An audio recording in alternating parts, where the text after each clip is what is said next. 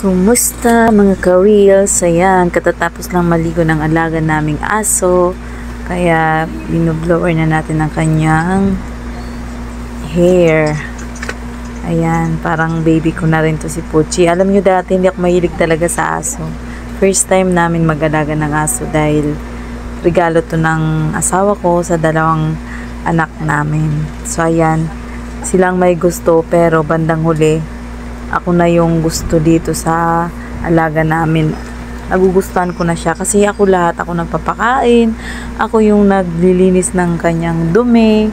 Ayan, pero ano to, hindi to makalat kasi umihi siya sa basahan kasi nasa taas kami, hindi kami sa baba. Hindi siya nakakalabas. So ayan, marunong siya kung saan siya dudumi at saan siya talaga marunong siya. Ayan guys, masarap mag-alaga pala ng aso. Dati ayaw ko talaga ng may alagang aso. Basta ayaw ko talaga yan dati. Pero ngayon nagugustuhan ko na siya guys. Ayan, diba?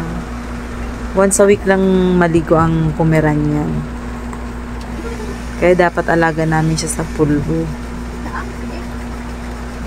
So yan guys.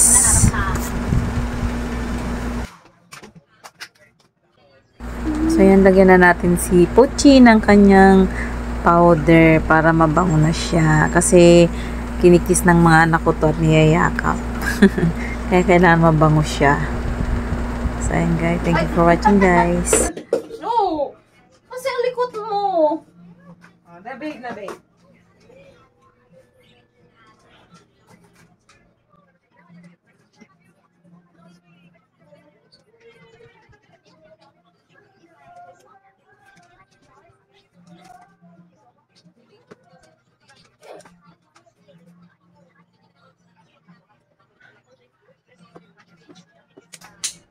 Bango na ni Puchi. Ayan, mabango na. Oh, fresh na si Puchi.